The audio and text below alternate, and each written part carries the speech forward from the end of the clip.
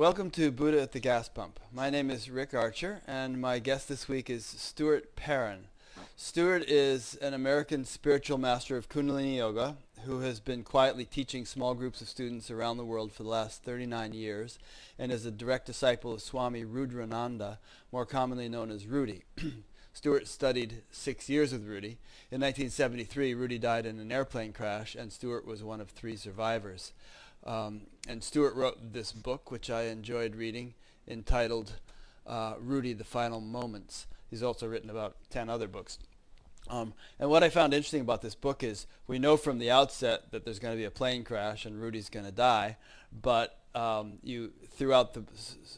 there's no suspense in that sense, but throughout the book you segue back and forth between the progress of the flight and reminiscences about your life with Rudi and so on. And so this is kind of like, there is a suspense because you're wondering, how's this plane going to crash?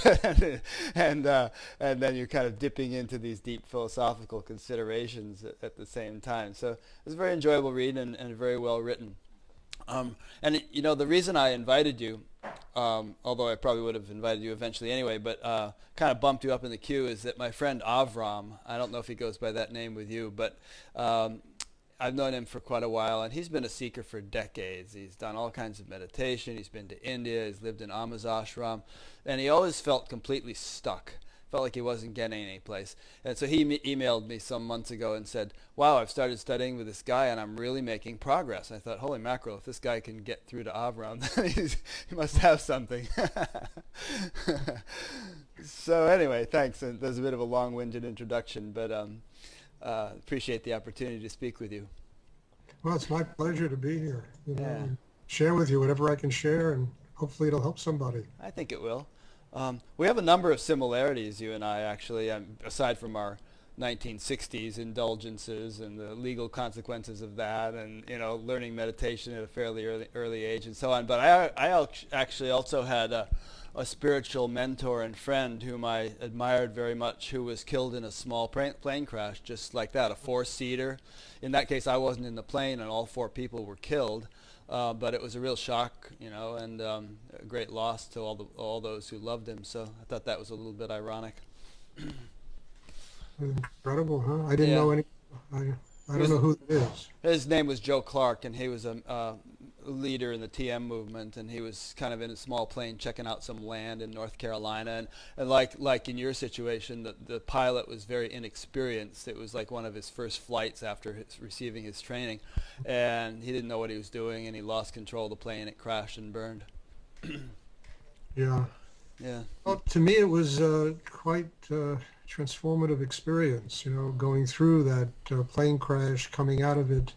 And I always look, when I get up in the morning and shave, I look at myself in the mirror and I say, you're a living miracle, Stuart. Every day of your life, is something that you have to treasure, every moment of your life, because, who hits a mountain at 125 miles an hour and walks away?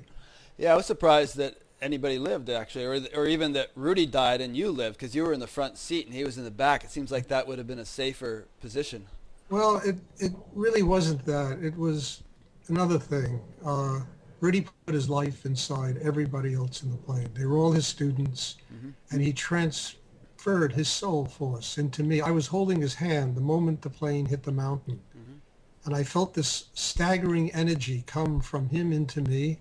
I was knocked unconscious, and when I woke up, I realized that the pilot told me that Rudi had died. And the incredible thing about it is, and this might sound strange to people, but I never felt he was gone. I still, to this day, don't feel he's gone. Right. I feel he lives in my heart. He has always been in my heart. He was in my heart before I met him. He was in my heart while I studied with him, and he hasn't left till this day.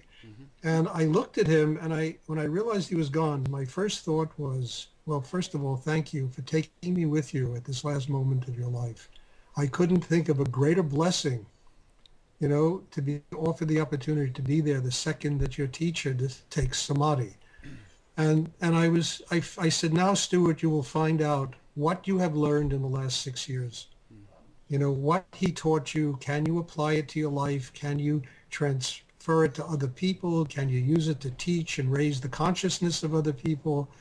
And his training was remarkable. I mean, that's basically what my book is about. What it really is about, other than that airplane crash, is how spiritual teachings are passed on from generation to generation. And his training was remarkable. And he always told me, he said, look, you know, you're here to build your connection with God. You know, you're not here to worship me. You're here to learn from me how to do this, how to develop a system inside yourself that is strong enough to connect with this higher force of energy in the universe.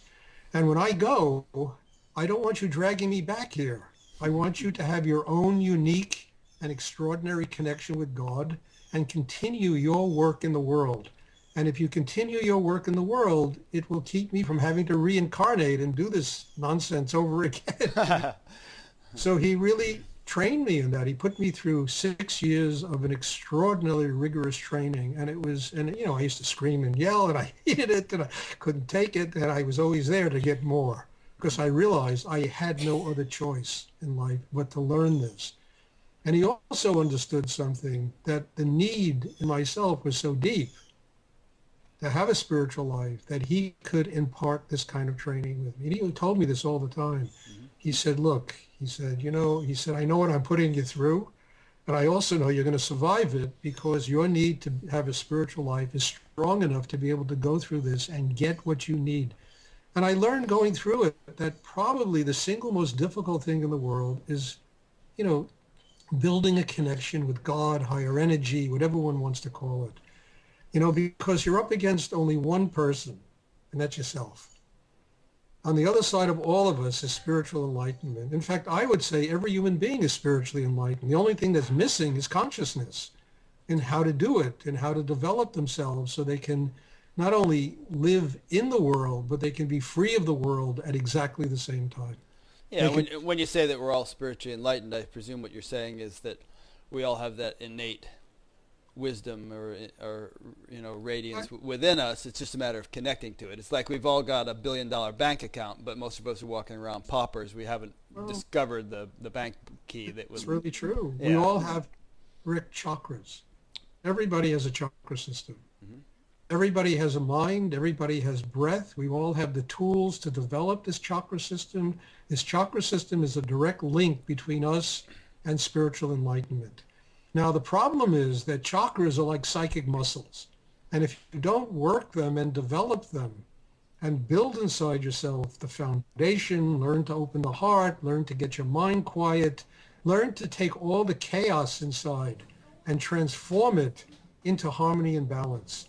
If you don't, you know, if you don't know how to do this, you understand, then you're left with the chaos. You're left with the ego. You're left with, you know, your ideas of what's right and wrong, opinions, and you're left with all of that confusion, which keeps you from ever allowing the wisdom of the universe to come into you and nurture you as a human being. Yeah. So, I mean, I wrote down a note when I was reading your book, and I don't remember whether this was something you said in your book or something that kind of inspired in me, but you were talking about spiritual maturity, and you spoke of working for years to fine-tune my instrument. There's always work to be done. Mm-hmm. And so I guess you would agree, and you pretty much just said that our nervous system is like an instrument, which is it's like if you use a telescope to see a distant star, you use this instrument of the nervous system to find God. That's its function. But one has to know how to do it. You see, the problem in life with most people is that they don't have any training. Right. Understand? You know, people say, yes, I want a spiritual life. Well, I broke it down to 5 fundamental elements. First thing is, you need to have a spiritual life. You have to have the need to do it. The desire. The need is really the engine that runs the whole thing. Right. Because once you tap that need to have a spiritual life in yourself, you'll do whatever's required. Whatever you might say everybody has the need, but not everybody recognizes the need. Well, exactly. You know? Not everybody has the desire, or at least not explicitly. Or not everybody can confront that need, because that need will force you to do. I mean, for instance, it's the story of Milarepa and Marpa. You know that story? Sure, where he's Incredible like story. building the house and tearing it down. Yeah, 13 houses. I mean, his need to get a spiritual life was so strong that he would build and tear down 13 houses before. And when it was finished, what could have been left of his ego? became the poet saint of Tibet. Well, in the modern world, there are other ways of doing this, but that need has to be real. If it's not real in somebody and they haven't tapped it and are willing to follow that need, then there's always an excuse why they're not going to do it. I'm this, I'm that, I got a party, a date, this, that, I got a my uncle, my aunt, my grandfather, Yeah, the Yoga Sutras have this thing about, yogis can be classified as mild, medium, and intense. And I think within each of those three categories, there's further categories until you have the most vehement intense. And Patanjali correlates that with the speed with which one is going to become enlightened, Oh, yeah, I agree. I mean, even in the Bible, I'm not a, biblical scholar, but Christ said, let the dead follow the dead. Follow me to life. It was extraordinary. When I first read that, it almost knocked me off my chair. I said, how could he say something like that? And then you discover as you start doing spiritual practice, it's really true. Why mingle with this lack of consciousness in the world if you can follow somebody that can guide you to your spiritual enlightenment? Well, if the need is real in somebody, they will follow that person. And the second element to this is the will to do it. Having the will to truly use the tools that we're born with, and, we have a will to make money, to get in relationships, to accumulate untold objects and this and that in our life. Yet, success and all this stuff that this will is poured into, but the will to have a spiritual life means that we have to learn how to use the object, the things we're born with, in order to develop the chemistry inside ourselves that will give us a spiritual life. So to take that external will and begin to internalize it, this is literally transforming things we have to change from the day we were born, because everything in life is out there. Well, we have to make success, this, that, everything is out there. Very few people talk about the inner and using the will.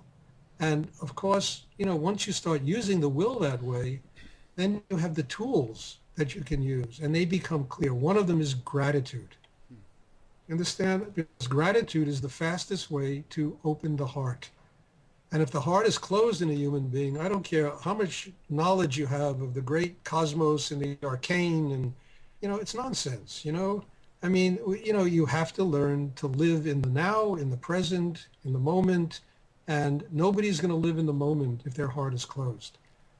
So we got to learn. So gratitude, simple gratitude is the fastest way to learn to open the heart. In the heart is joy, love, happiness, the highest language of God on the earth, but we have to get in there.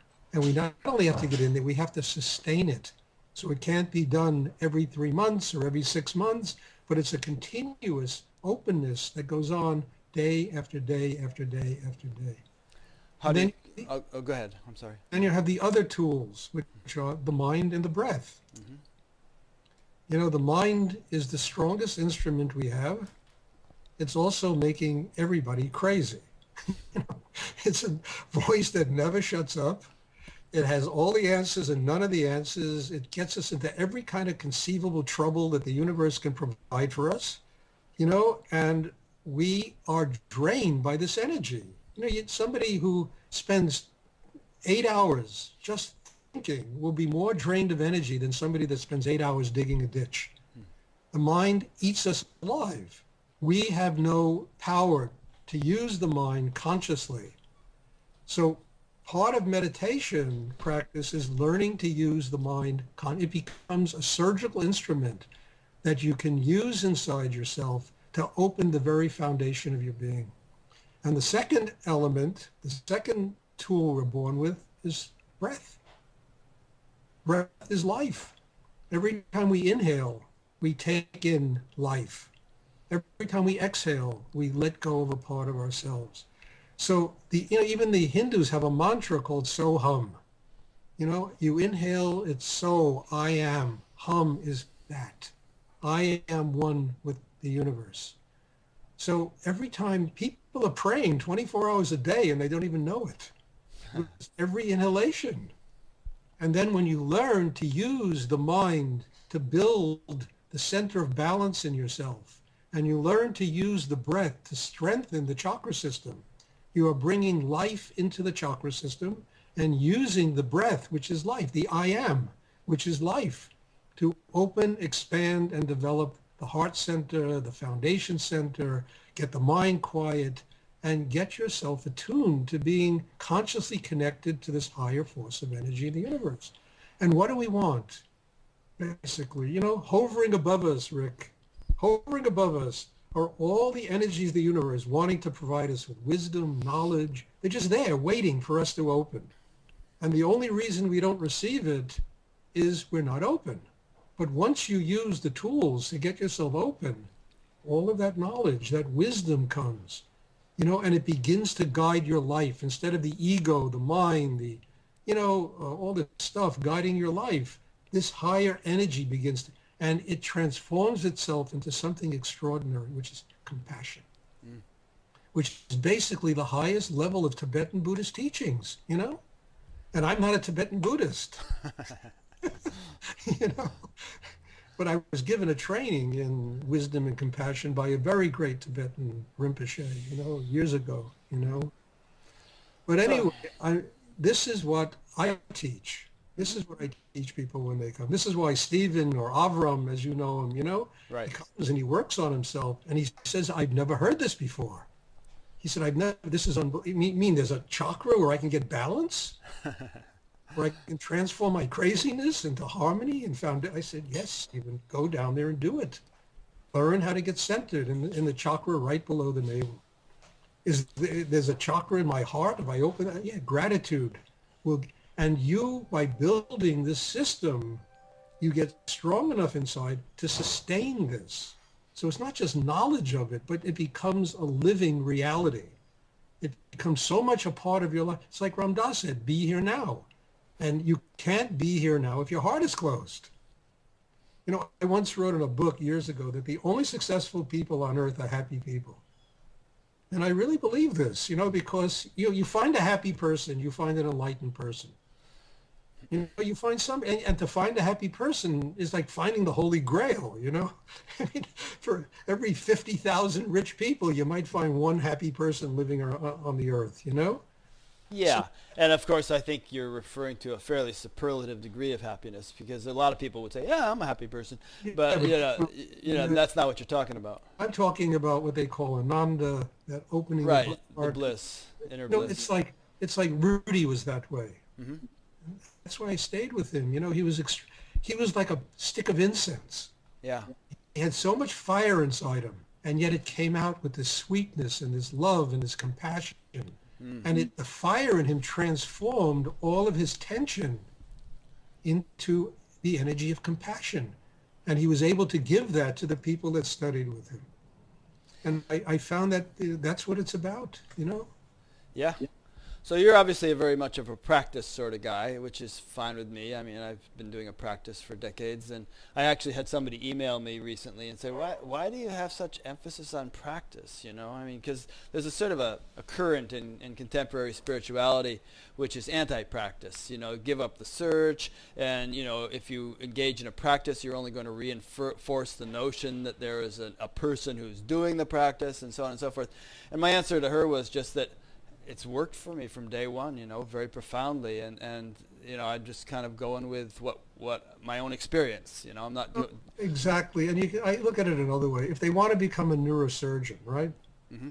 They don't get training, they're very dangerous. Yeah. If they want to become a plumber, they don't get training, they're very dangerous. If they want to become anything, an artist, a musician, you've got to get training. You have to master the craft. The craft of spirituality is mastering the chakra system, mastering the mind, mastering the breath, and learning to use these elements to develop and until you develop that craft, understand?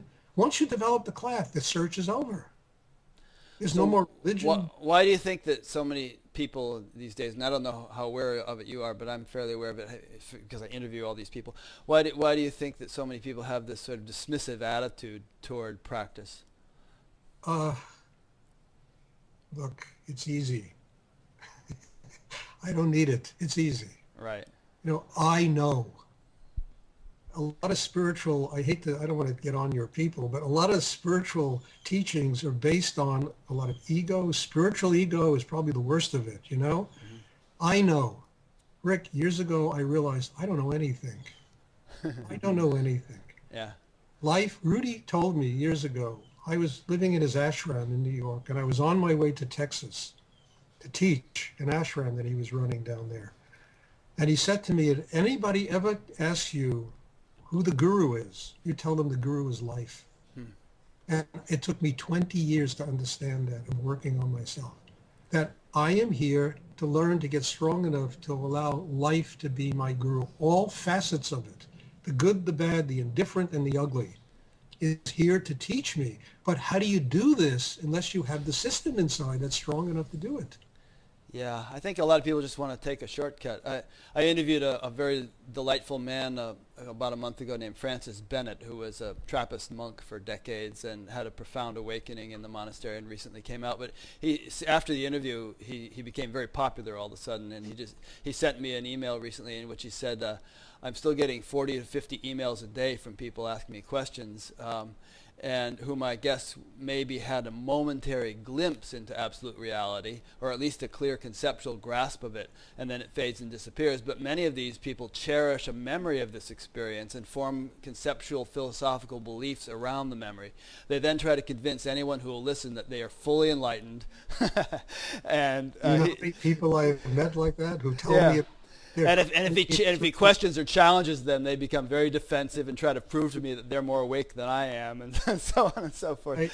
I can't tell you how many people who tell me about their Kundalini experiences they had 25 years ago, and you look at them, and they're shriveled, and their eyes are dull, and they can't. But they talk about this great awakening that happened to them 25 years ago. And awakening, look, awakening is something that has to happen every day. Every day. We all live right at the center of God's creation. And the only thing that's missing is consciousness. And if we don't work on ourselves, we are not going to be even conscious of the fact that we do live at the center of it's God's playground.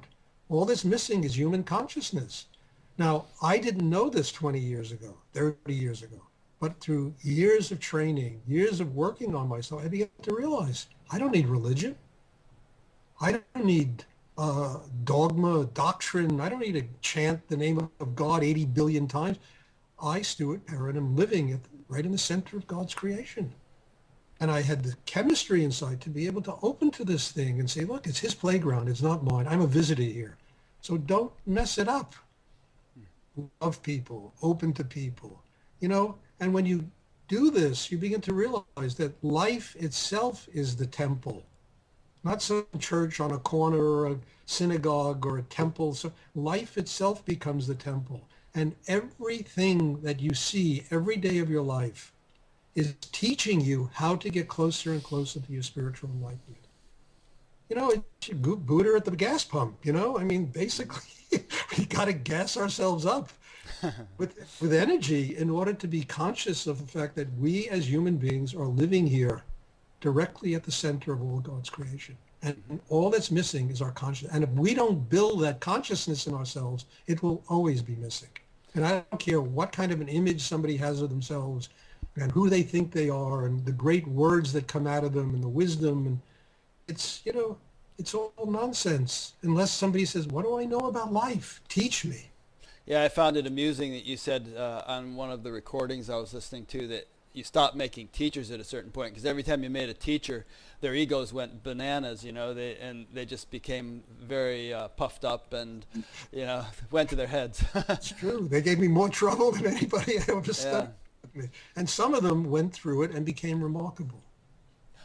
So they passed through their egotistical phase. I mean, they went through that thing of how puffed up they were, this and that, and all. I had to deal with that, you know, and then they became remarkable beings. Also today, giving life to people. Yeah.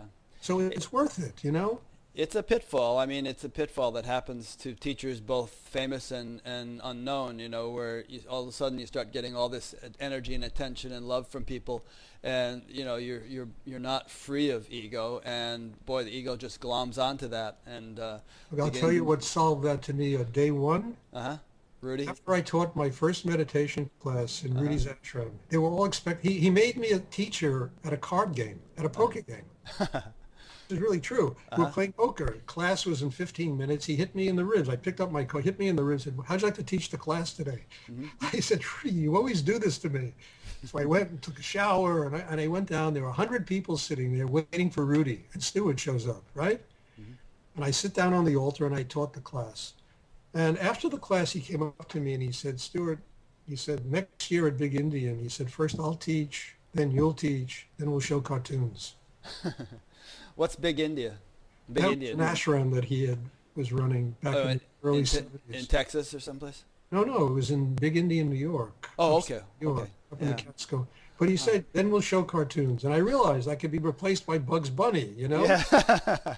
And it made me realize, Stuart, don't ever for a Take second yourself too think seriously. that you are doing this. Right. You are doing it. It's only going to work if you get out of the way. Yeah. You know? Yeah. That's an interesting point. Well, this is related anyway. You often use the word working on yourself. And yet I also heard you say many times that when you sit down to meditate, the first kind of sentiment you instill in your consciousness is, I am nothing. So there seems to be a little bit of a paradox there. If one is nothing, then who is working on whom if you're working on yourself? Rick, you never become completely nothing. It's So a slow, gradual process of learning to use the tools you're born with to develop the capacity to get less and less of you and more of spirit. And this goes on the rest of a person's life. And this, to me, is what enlightenment is all about. You spend your life growing every day of your life, and you never take your life for granted and think, I have arrived. As soon as I hear people tell me they're enlightened, I almost always walk in the opposite direction. Yeah. An enlightened person doesn't know they're enlightened. They just live in the world. They live in the world. So do you think Buddha didn't know he was enlightened? Shankara didn't know he was enlightened? No, probably not. Probably not. Yeah. Well, actually, if we take a moment, pardon? He was a living expression of God's energy on the earth. How do Yeah. you know you're enlightened? You're a living expression of God's energy. You know? Also, I mean, if we pick apart that sentence, you know, an enlightened person doesn't know he is enlightened. I mean, if we think about what enlightenment actually is, what is it? Is the kind of the awakening to universality, to universal consciousness, and somehow the living of that through an individual expression. So one becomes that, you know. So it's not like I, Joe Schmo, am enlightened. That's an absurdity. It's more like universal consciousness is living through this form. That's right. You become a vehicle for universal consciousness. There's enough nothingness inside you that you can be a vehicle for universal consciousness to manifest in the world. And then your interactions with other people is based on this universal consciousness instead of things that are in your mind, your emotions, your ideas of what's right or wrong, doctrines and dogma and all this other kind of stuff. Yeah, and some saints have actually spoken that way. You know, like Anandamayi Maharshi just used to refer to herself as this body. But of course, that gets a little tedious if you're kind of trying to live in normal society and you start talking that way. But if life is your teacher, then it's never tedious because Right. life will be constantly presenting you with opportunities to grow and get closer and closer to God and higher energy and enlightenment. And, Well, by tedious, I just meant the sort of the convoluted way of speaking that some people adopt in order to kind of try to reference the fact that they're not merely an individual. And they sort of use strange grammar and so on, which is unnecessary, I believe. yeah, I agree. Yeah. You know, I can look in somebody's eyes and I see the twinkle. And if the twinkle is there, it lets me go right into their heart. And I say, okay, this person has something. I don't care what words come out of their mouth. It's that twinkle in their eye that allows me to just enter their heart, and then I can feel that, you know, there's spirit living inside them. They are not imposing ego and doing all this stuff, you know, so, I mean, that's the way I look at people, you know, and it's wonderful when you find somebody like that. You look in their eyes and there's just this, you don't have to say anything. It's just a twinkle there. I mean, Ramana Maharshi had that. I'm telling you, I saw a picture of him one day in somebody's bedroom. You know, I was staying there. I said, this man is my teacher. I want that. And then I went to his ashram in India. Ah. And I went there, and I'll never forget walking into that ashram. There were all these European yogis there, all dressed in fashionable Hindu clothing. And I said, no, I'm not here for this. So I went in the back of the ashram. I walked up Mount Arunachala, whatever it's called. You know, Arunachala, yeah. Arunachala, yeah. And I came to a cave, and it said Ramana Maharshi meditated for 7 years in this cave. And I was at a very real crisis in my life. I said, Stuart, you've been struggling in the world and fighting this battle for so long. Maybe you should go live in a cave. Maybe you should go live in a monastery. And I sat down in that cave, and Ramana Maharshi came. The cave was full of light. And I started doing a really deep meditation. And he told me, he said, your work is in the world. Your work is in the world. You're not, a mountain cave yogi. You have to be in the world. Right. And I just took that in. I left, and I said, I found what I needed at his ashram there in Tiruvannamalai. And when I left, I took that with me. I understood. The same thing happened. I went to Calcutta once, and I was in Delhi, and I was also going through a very difficult period of my life then. And I heard a voice say, you got to go to Ramana Maharshi, to Ramakrishna's ashram. You got to go. And Calcutta is the last place in the world I ever wanted to go, ever, at any time, I said, you got to go. So I was with a few students of mine, and I said, look, I want to go to Calcutta. I have to go to, I forgot the name of it, his temple there.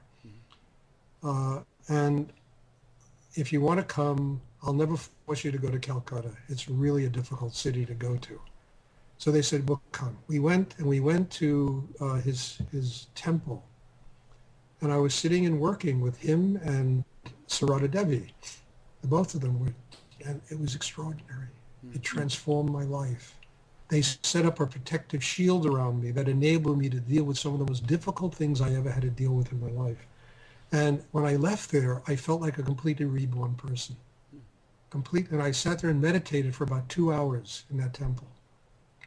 And I left a completely reborn person. So... You've had a lot of experiences like this. I've heard you mention many times, various visions and cosmic bodyguards and ascended masters working on you. And I mean, is it really quite vivid and clear visually, or is it more like a subtle sense that this is what's happening? Absolutely. Ramana Maharshi, and they were there. Sarada Devi, I mean, my life has been a lot of experience. I can tell you the best one of all that I had. Okay. Sure. Okay. In 1977, I was in India with a student of mine, and we went to Darjeeling, and I met some Tibetan lamas. I said, I want to meet every Rinpoche in town. So I told them. So they took us from temple to temple, Goom and this place and that, and we met all these Rinpoches. And I didn't feel a deep connection with most of them, And then they said, let's go to Sanada. So I didn't know where Sanada was, but we went. And there were about 150 monks sitting in the courtyard there with their robes on and prayer wheels and yapa beads and Om Mani Padme Uming it and the whole thing. So I said to one of them, who seemed to be like he was a little bit more important position, can we see the Rinpoche? And they said, no, Rinpoche is very sick. He's not seeing anybody. So I said to them, well, go ask him. I said, go ask him. Maybe he will see it. At that time, I was living in Texas. And I said, look, we've come from Texas. It's a long way, 9,000 miles. Maybe he'll see us. So we went in, he came out with this really surprised expression on his face. He said, Rinpoche will see you. So we went into his chambers. I brought these white katas, the scarves, and I gave him one, and we gave him two of them, one for my student. And I said, Rinpoche, I don't want to disturb you. I know you're not feeling well, but if you could just for a short while, just talk about Tibetan Buddhism, anything.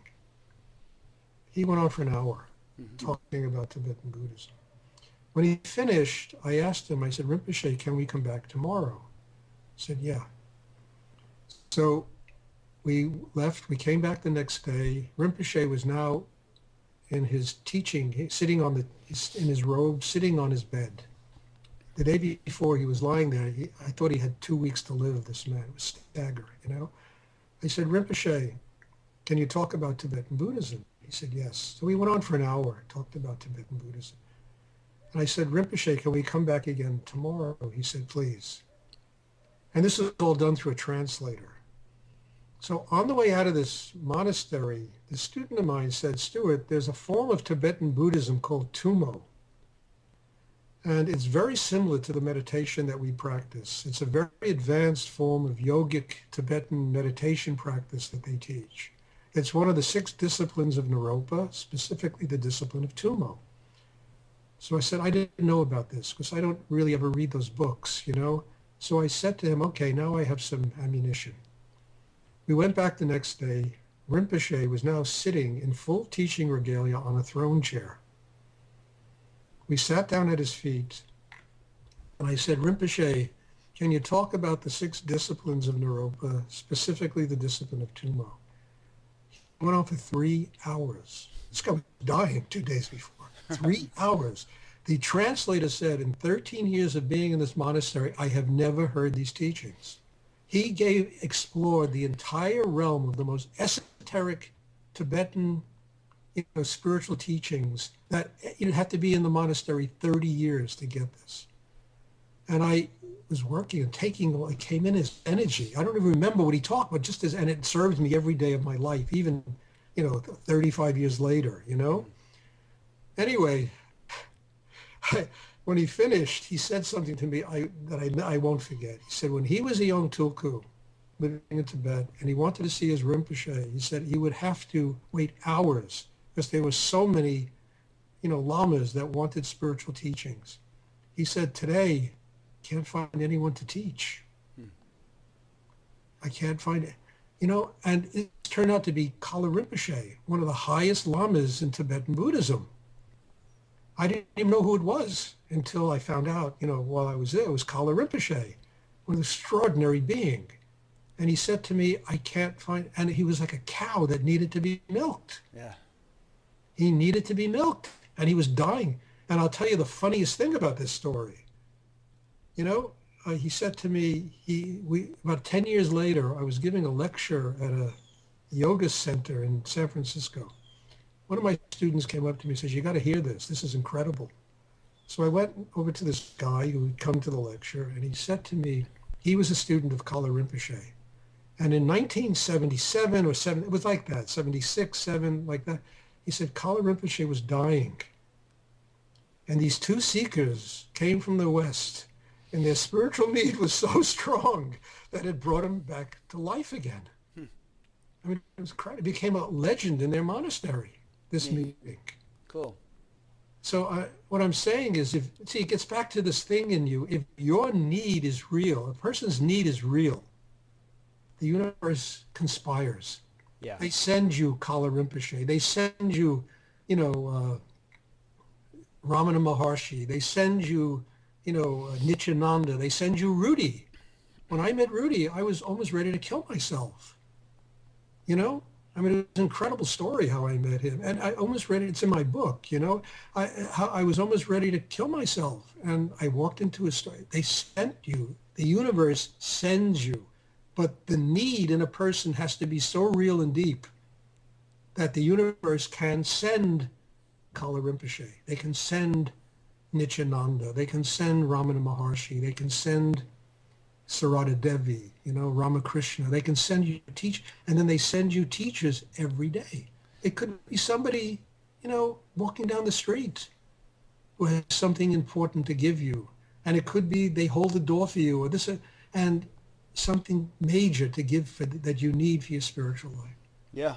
There's that saying, when the student is ready, the master appears, and there's a deeper mechanics to that, I think, in terms of just what you're saying. I mean, there's this intelligence in the universe that orchestrates everything, and even the advent of great, well, like you mentioned, a number of them, but great avatars and so on who have come to Earth, they come because there's a need, there's a demand, so to speak, and they're just. acting in accordance with that, with that summons, you could say. In our world, there's an incredible need.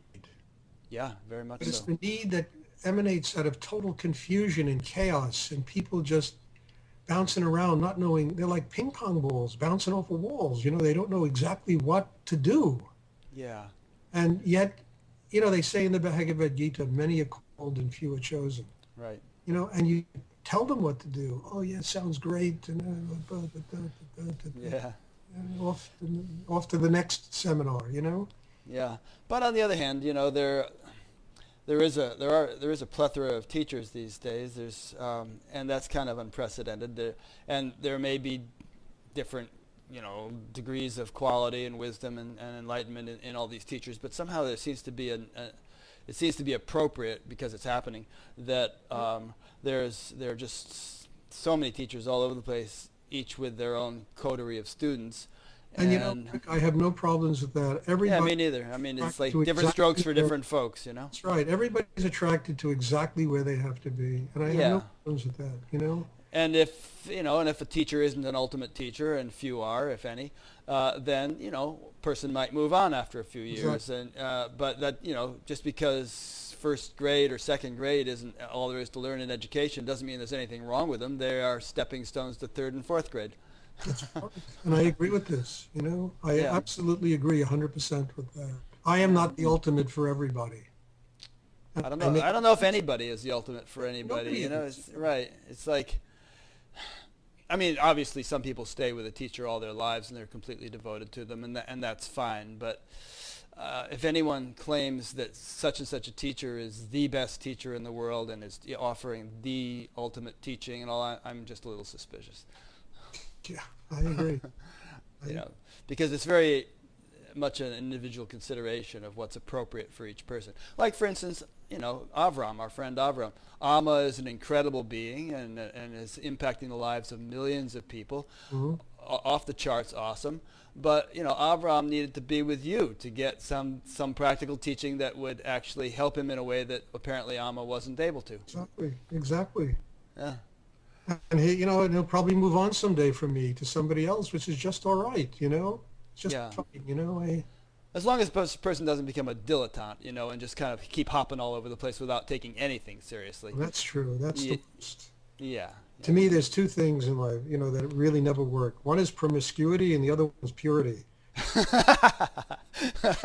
They really are the same energy, in a different form, and they don't work, Either side of the same, different poles on the same magnet or something. Interesting. Let's see, what next? At a certain point you were talking on your tapes of, know thyself, and you said, well, that's garbage. But I think what was originally meant by that phrase is not the self that's infinitely complex and messed up and complicated that will never sort it all out, but really the deeper, higher self. That's the self that we're being admonished to know in that famous phrase. Wouldn't you agree to that? Yeah, of course. I mean, we can go on kind of sorting through the details of our lives ad infinitum, but we'll never get to know ourselves that way. But look, I don't know what I know. You understand? I know that if I open inside, the universe provides me with wisdom. Yeah. And I don't know how that wisdom is going to come to me on any given day. Right. You understand? So I think it's more have the security in yourself, the balance in yourself, the openness inside to allow the universe, wisdom, life to teach you. Mm-hmm. And then you don't have to know yourself. It's really opening to receive the teachings of life. And every day you're a different being. It's a different energy that comes, that teaches you. And you have the security not to have to conceptualize it and put it in little boxes and make it this way or that way, but you learn from what the universe has to teach. So I think if that's what know thyself is, then I'm all for it. Yeah. Well, on the one hand, sure, every day we're a different being, but wouldn't you agree that ultimately what spirituality is all about is discovering that being with a capital B, which is never different, you know, which is kind of the rock solid foundation of it all and the essence of each of us. Yes, I agree. Yeah. That's transcendental. And that encompasses everything. You know, I agree. Yeah. I had this guy I interviewed a couple months ago who said, there isn't an inch of daylight between me and Ramana Maharshi, and I was trying to figure out what in the heck he was talking about, because you know, from my perspective there was quite a bit of daylight, but you know, if he's speaking of the absolute self, then sure, but you could say the same thing of a mosquito. You know, there isn't an inch of daylight between the soul of a mosquito and that which Ramana Maharshi is essentially. But the whole game really is to learn to embody that wisdom, not just to sort of realize it in the abstract, but you to know, manifest it. Rudi taught that you absorb the teachings of your guru so that you can have your own independent connection with spirit. The work of a disciple is to free the teacher. Now, if there's not an inch of room between one and Ramana Maharshi, you're keeping Ramana Maharshi locked in the world, you know? And it's also, I think, almost delusional. You know, we have to be able to receive the teachings of our guru so that we can then have our connection with God. And then the guru will leave. And then that teaching is transmitted from generation to generation that way. Yeah. So Rudi always told me, look, you can be you can be a fifth-rate Rudi, or you can be a first-rate Stuart. Just get the teachings. You know, learn how to get your teachings. Learn how to open and have your independent connection with spirit. Then the universe will guide you to do the best that you can possibly do in this world in service to higher energy in the universe. That's what he taught me. And he said, don't be me. He said, look, when I leave here, don't cry. Don't wish me to come back. Just do your work, do your inner work, build your connection with God. And I know, he told me he was going to live to 84 years old. Yeah, which I calculated would have been right about now, I think. Yeah, he died when he was 45 years old, you know, and nobody expected it. Everybody assumed that Rudi was going to be around forever. But he always told me, because I spent a lot of time with him, you know, he said, do your work, Stuart. Get your training. Get your training. He said, I'm not going to be here forever. Get your training. So Rudi was actually originally a disciple of Nityananda, wasn't he? Who was Muktananda's guru. So Rudi somehow went to India and discovered Nityananda way back, before Muktananda even made him famous, I presume. Yeah. Huh. And brought Muktananda to the United States. Rudi brought Muktananda to the United States? Oh, he was the reason Muktananda ever came to the United States. Huh. Our ashram in New York put together all the funds, everything, and we brought Muktananda and his entire coterie to the United States. Wow. So Rudi already, by that time, had become, I guess Nityananda had died, and Rudi had become a disciple of Muktananda, right? Rudi met Nityananda once. Oh, is that? Okay. I didn't realize that. Yeah, he was on his way to New Zealand. Rudy was? To study something called Paksabud. Huh. And when he came to India, a friend has said, on his way to, he went through India. And he had given up his business. He had given up everything in America because of some psychic that told him something that would happen to him if he stayed here, you know? And he was on his way to New Zealand to do Paksabud. And when he was in India, he was in Bombay. And so one of his friends said, you got to meet this teacher, this guru who lives in Ganeshpuri. You have to meet him.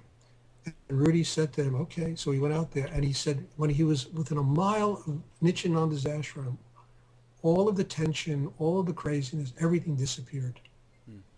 And as he got closer and closer, all the answers came to him about not going to New Zealand, about going back to the same thing that happened to me with Ramana Maharshi, you know, right. About going back to America, you know, and doing and continuing your work and building what you're doing there.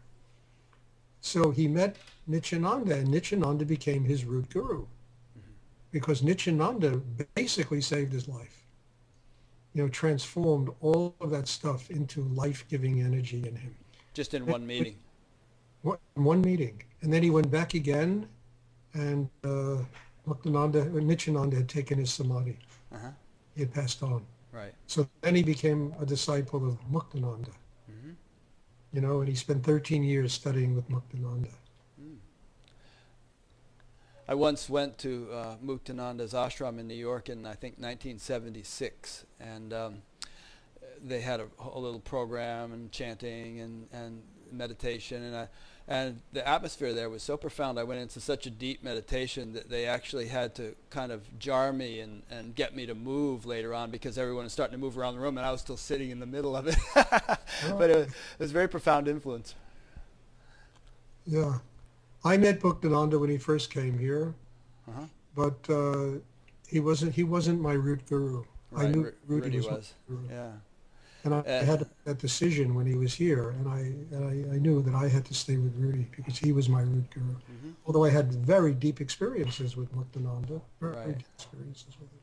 Throughout the book, you never actually mention Muktananda's name. You always just refer to him as Baba. Was there a specific reason, like copyright reasons, or some such thing that you didn't want to mention Muktananda's name? I just didn't want to get involved. I just wanted to keep it as subtle as I could. Okay. I knew who you were talking about because I kind of knew the story. But Rudi, that was not an easy relationship, Rudi's relationship with Muktananda. I can't go into that. Rudi's not here. He could go into that. Yeah. I won't ask you questions about it if you can't go into it. But But it was. Well, was it difficult in the same sense that your relationship with Rudi was difficult because Rudi was really putting you through the ringer? Yeah, but Rudi did it with compassion, with love, he did it. And I can't talk about it. It's All right. I won't press you on that count. You did mention in the book at one point that Muktananda had asked Rudi to be celibate, which of course implies that Rudi hadn't been celibate before Muktananda asked him. And I have a question about this.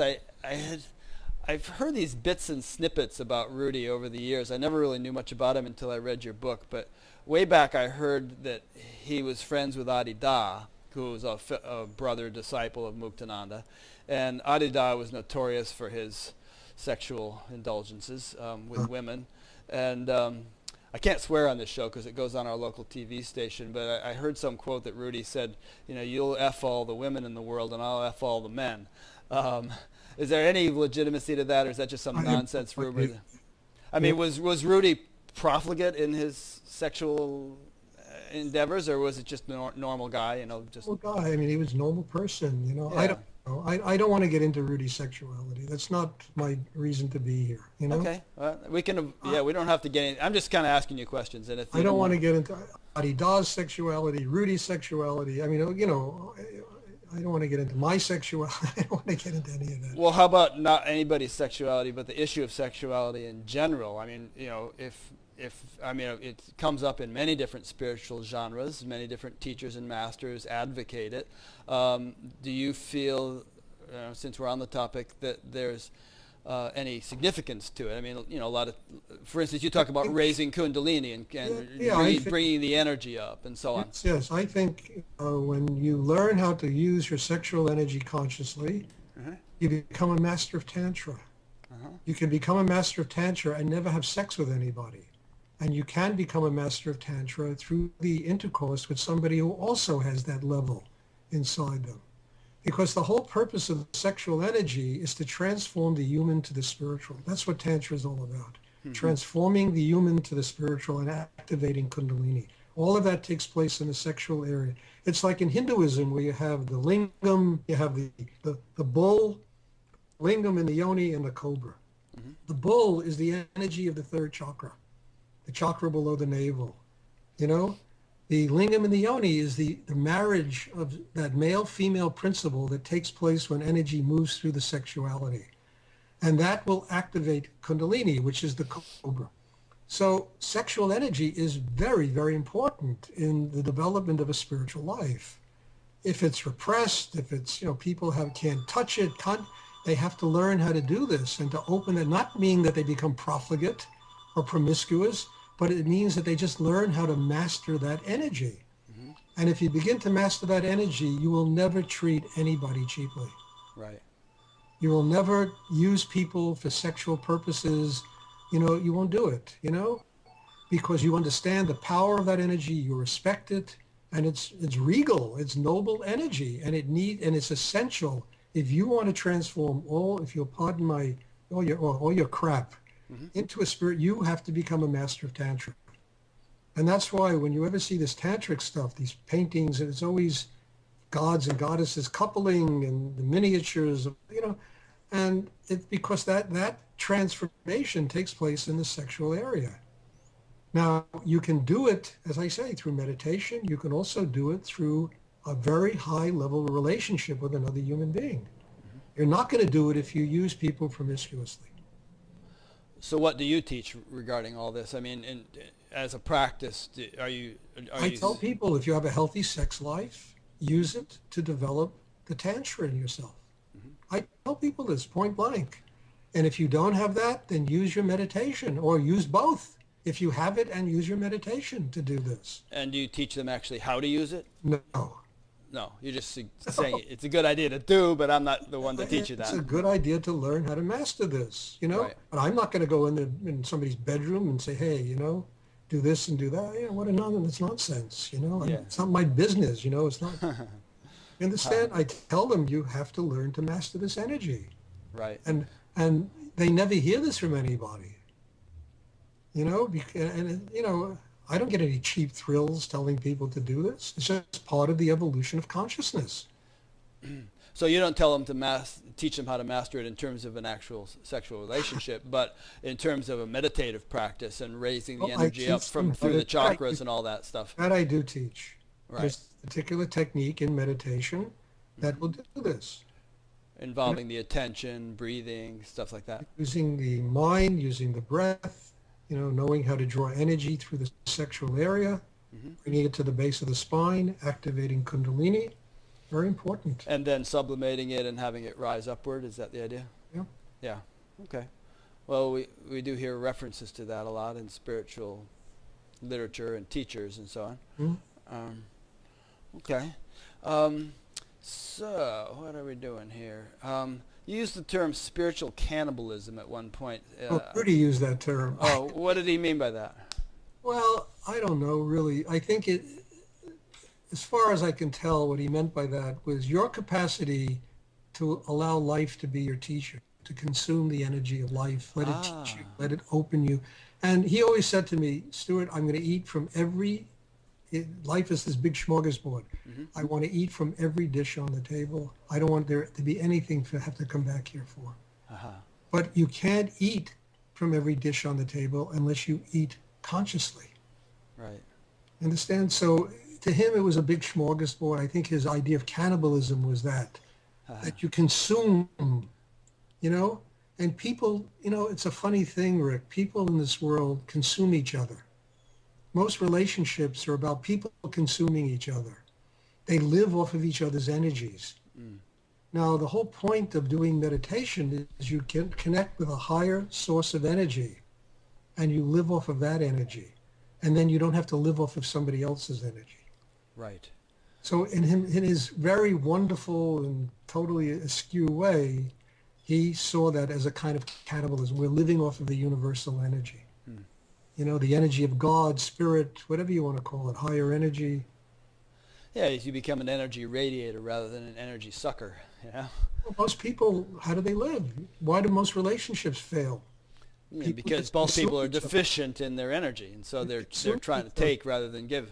That's right. They just keep consuming one another, until finally, I can't take it anymore. Yeah.